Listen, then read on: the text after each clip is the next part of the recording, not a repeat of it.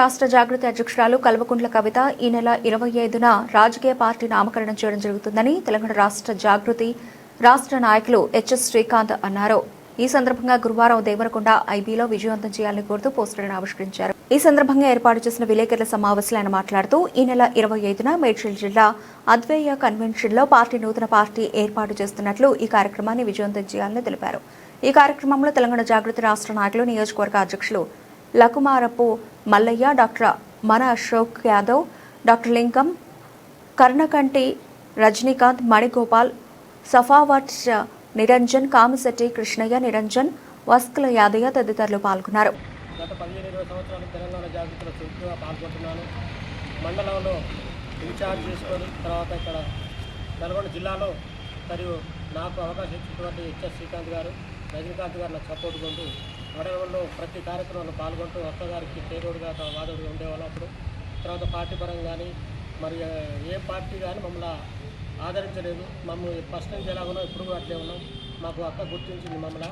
ఎందుకంటే రేపు జరగబోయే ఏప్రిల్ 25వ తారీఖు నాడు జరిగే ప్రారంభోత్సవ కార్యక్రమానికి ప్రతి నియోజకవర్గం నుంచి అందరూ యువకులను, ప్రతి ఒక్కరి మహిళలను, ప్రతి ఒక్కరిని ఆహ్వానిస్తున్నాం.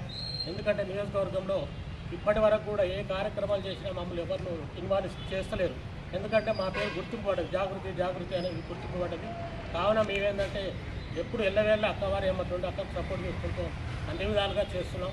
ఎందుకంటే ఈ కార్యక్రమంలో మహిళా ఉద్యమ శక్తి గారిని అవతరించి మా అక్క ఏందనేది నిరూపిస్తుంది. రేపు జరగబోయే 25 ఇప్పటికే కాంగ్రెస్, టీఆర్ఎస్ గుండెల్లో దడదడ అంటుంది.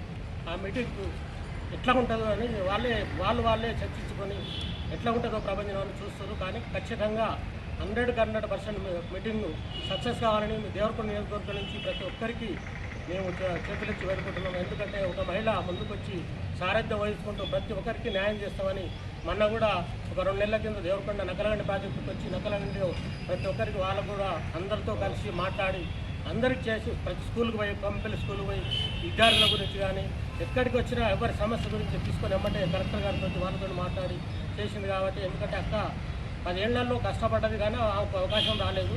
ఇప్పుడు మాత్రం ఖచ్చితంగా మహిళా శక్తిగా ఖచ్చితంగా మన ముందుకు వచ్చి మన అవసరాలు కానీ ఆర్థిక ఇబ్బందులు కానీ ఖచ్చితంగా చేస్తారని కోరుకుంటున్నాం. Thank you. దేవరకొండ నియోజకవర్గానికి సుపరిచితుంది. తెలంగాణ ఉద్యమంలో ఎన్నో ఉద్యమాలతో ముందుకు తీసుకుపోయి తెలంగాణ రాష్ట్రాన్ని సాధించడంలో కేసీఆర్ గారితో అలుపెరగని పోరాటం చేసిన, జైలు కూడా వెళ్ళి వచ్చిన ఉద్యమకారుని నేను.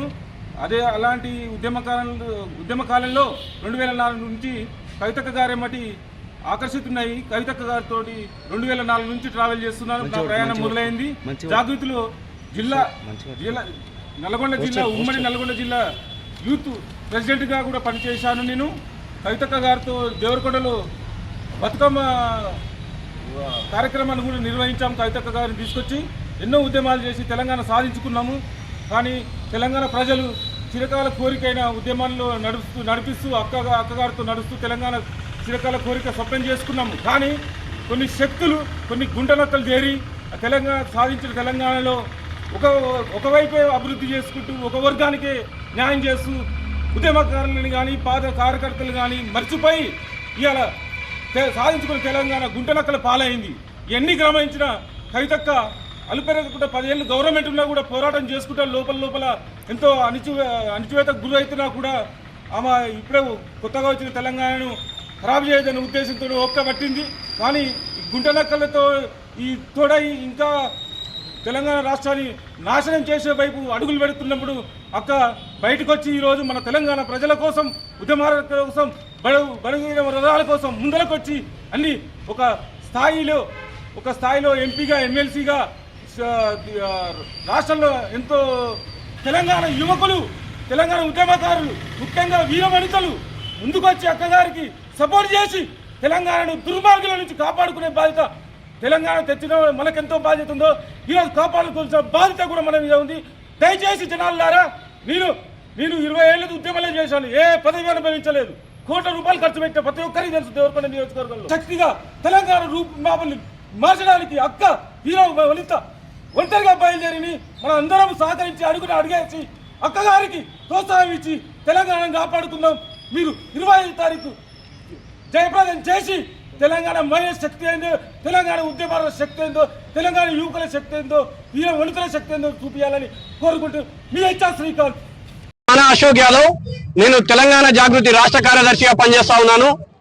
నేడు రాష్ట్ర వ్యాప్తంగా కొనసాగుతున్నటువంటి తెలంగాణ ఆర్టీసీ కార్మికుల న్యాయమైనటువంటి డిమాండ్లను నెరవేర్చే క్రమంలో ప్రతి రాష్ట్రంలో సమ్మెకు పిలుపునివ్వడం జరిగింది.